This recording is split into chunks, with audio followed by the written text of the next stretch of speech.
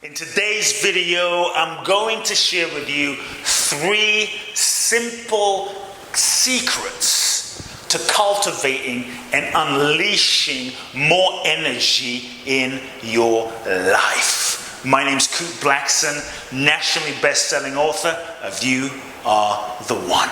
You know, folks, people often ask me, are constantly asking me, Kute, how do you have so much energy? And so if you're someone who would like to have more energy, maybe you're not inspired when you wake up out of bed in the morning, you don't feel the energy, you don't feel the vitality, the sense of aliveness, joy, physical, mental, emotional energy to live life fully, I'm going to share my simple 3 secrets with you. Because people have always been asking me, how do you have so much energy? I'm known to do seminars for literally 18 hours straight with one break for 12 days in Bali, for instance, or I do a seminar a weekend for 2.5 days. I teach 34 hours in literally 2.5 days, non-stop. I mean, morning to the night, full of energy. I have more energy at the end, and I have one short break in, a day. Ultimately, energy is everything. Many times we prioritize our finances, we prioritize our spiritual practice, we prioritize our families. But the thing is, if you don't have your health, if you don't have energy levels, you won't be able to fulfill your purpose and potential in this lifetime. You won't be able to execute and follow through on your dream and your vision. One of the first keys to cultivating health, I have found, is to make your relationship with health and to make the whole subject domain of health, make it absolutely non-negotiable. It needs to be not even an option. Sometimes we think, I can do my exercise today, I can take my juice today, I can do these things today. Health has to be a completely non-negotiable situation and aspect of your life. If you start negotiating with your health, often you'll make it last, and as a result of making it last, you won't have the health and vitality to fulfill your potential. When I made health non-negotiable, it was no longer an option.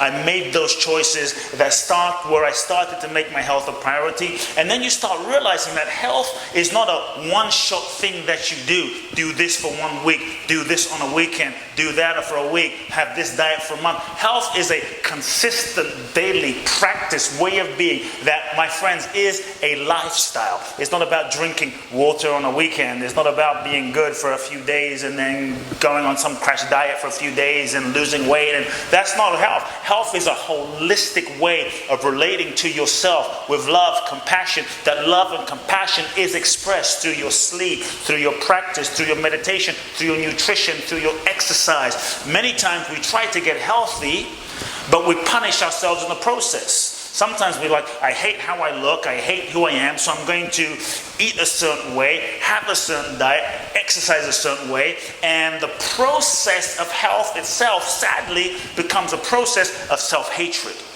How you relate to health actually also impacts and determines your health. And I know many people that are doing the right things to get healthy, but they're not actually feeling healthy and actually being healthy, because health is a state of being, because how they're going about trying to cultivate health in and of itself is all wrong, is ineffective. They're hating themselves along the way to fix themselves to get to some point that they think they need to be, then they'll finally be healthy, rather than the journey of health itself. So health, make it non-negotiable. Health is a practice. Health is a way of life. Health is a process. Health is how you are relating to yourself. Relating to yourself healthily, with compassion, with kindness, with sensitivity, knowing that every single thing you eat, do, share with your mind, body, spirit is a part of the package, the total holistic approach to your health.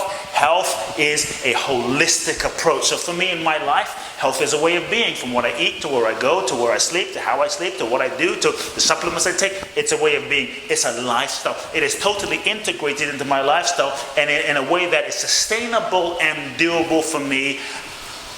One of the keys also is you have to be consistent. Consistency is key. For instance, one of the things I do is I drink water every day. I've been drinking around 3 liters, 3.5 liters of water every day for the last 20 years. Not once in a while, not on the weekend, not when I'm doing a seminar. Every single day. It's those consistent small things that you do every day that you may not see a difference in the moment, but accumulated over a year, 2, 3, 4 years will shift the very fabric of your consciousness and the foundation of your body that will provide the foundation of true health. So relating to yourself, shifting your paradigm of health and relating to yourself in a loving way. That is the second key. Okay? The next key I want to share with you about health is many times I really believe it's not simply about the green juice you drink, or it's not simply about the kale that you eat, or the supplements you take, or injecting yourself with superfoods and vitamins. I mean, all that's great. I'm not saying don't do them, but they're coming from the outside in. If you don't have your mind and your emotions and your heart right and your spirit right, none of that stuff really matters. Because what I have found in my process of health is you can do all the stuff on the surface, but if you don't deal with the stuff inside of yourself, your mind, by inside of yourself, I'm talking about your feelings, your emotions, the stuff, the pain, the hurt, the guilt, the shame, the stuff that you've been carrying from your childhood and from your past. If you don't deal with that stuff, doesn't matter what you do on the surface, superficially, that stuff, the pain, hurt, trauma, guilt, shame, resentment, all of that toxic energy will often bring you back down and affect your energy and vitality levels. One of the keys to health is to acknowledge your feelings, acknowledge your emotions. Many times as children, we're conditioned to stop feeling as children as a way to function and survive. And as we suppress our emotions as children to deal with our reality around us, those feelings get stored inside of us. Those feelings get stored as energy inside of your body. Over time, years and years of suppressing feelings and emotion that are often negative because we've learned to survive, ends up leading to lack of energy, ends up leading to sickness, illness in some way. The energy, the stored energy of the unfelt emotion often gets stored in your cells, in your tissues, in your body, manifesting as some kind of dis-ease, that mind-body connection. So I think to have true health is not just about the juice you drink, not just about taking a bunch of vitamins. True health is really a state of beingness. It's the state of being. And by true health, to me, it's not something you add to yourself, but it's about removing the blockages of pain, hurt, trauma, emotion, etc., so that you can be clear and vital and alive, so that you're not carrying the old energy and the baggage from your past, and as a result, not bringing yourself down in your energy. Combine that with the right nutrition for you, the right water, the right sleep, those right practices. Now you have the foundation and the rocket fuel to cultivate true vitality.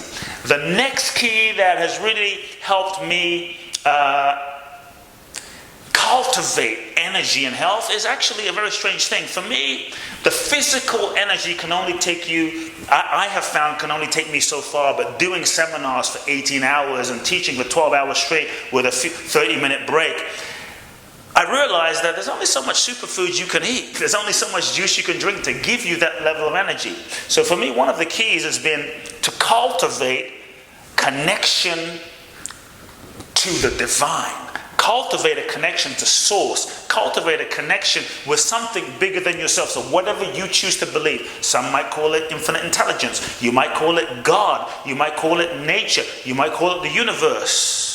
But I believe that there is an intelligence, whatever you want to call it, that same intelligence that is living and breathing every single human being, that same intelligence that is functioning the sun, the star, the moon, the same intelligence that is beating your heart right now, that same intelligence that if you cut your finger, right? If you cut your finger right now, you don't have to be a nice person, you don't have to be a spiritual person, you don't have to even be a good person. You create the conditions being you keep your finger clean, and then you just get yourself out of the way. There is an innate intelligence inside of your body that knows how to heal. Yet somehow in our hyper-technology disconnected culture, where we have distracted and disconnected from our true source, true selves, become so externally focused, and then we often try to fix things from the outside in rather than from the inside out. We have lost touch with the fact that there is an innate intelligence that is living and breathing you. It knows how to heal your finger. It knows how to heal your bones and your body. It knows how to digest your food. This innate intelligence inside has a wisdom. We have to learn to get into relationship with that wisdom. Some people might call it innate intelligence. Some of you might call it God. Some of you might call it consciousness. To me, labels don't matter. And so starting to me, the super level of energy happens when you when you go beyond the physical and you actually recognize that what you are is not just a physical condition, identified body, mind, ego called you. To truly tap the super next level of energy, you have to actually realize you are not just a body. That what you are is consciousness. What you are is beyond the body. What you are is free of a body, beyond birth, beyond death. So as you start cultivating a deeper relationship with the innate intelligence inside of you through meditation, through certain spiritual practices, through your spiritual practice, a spiritual practice where you are accessing the inner freedom within yourself, a spiritual practice or meditation when you are transcending yourself, going beyond, accessing the void, the spaciousness of your being. Then you tap into a source of energy that is vital, that is beyond your body. When your sense of self and your sense of self-identity is so fixated and located in this mind-body mechanism, in this ego structure that you call you, then your energy is somewhat also limited to the limitations of this physical body. When you start going beyond and you start expanding your awareness to the deeper awareness of who and what you really are, you start tapping into a whole nother level of energy that is available to you beyond your body. It's amazing. You are energy itself. You are one with life itself. You are source itself. Then more of that energy becomes available to you. The next key to accessing more energy in your life is, I believe, that you must focus your attention beyond yourself. As you focus your attention beyond yourself, what I mean is living a life that is more than just your needs, your goals, your desires, what you want to manifest, but living a life that is in service to something bigger than yourself. Living a life that is in service to a bigger purpose. Living a life that is in service to humanity. When you have I think Gandhi said that if you want to find yourself, you must lose yourself in service of others. When you are living a life, when you know what your purpose is and you are aligned with a purpose that is bigger than your own survival, you start tapping into, you start feeling the souls of those you're serving. You start tapping into a bigger why, a bigger reason for why you are alive. And as you tap into a bigger why and a bigger reason for why you are alive, your purpose actually then gives you more energy than just doing it to make a paycheck, to just doing that thing to make money. The reason I'm able to, have so much energy is because my life is really about being of service. My life is about living a purpose that is bigger than me. That purpose will call you forth when you're tired. That purpose will pull you beyond your limitations. That purpose will give you energy, more energy.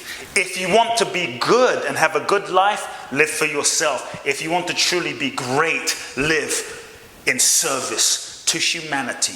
A purpose that is bigger than yourself. And if you look at all the great ones, Gandhi, Jesus, Buddha, Muhammad Ali, any of the great ones, Mother Teresa, that they worked seemingly tirelessly, living a purpose that was beyond themselves. They were able to do that.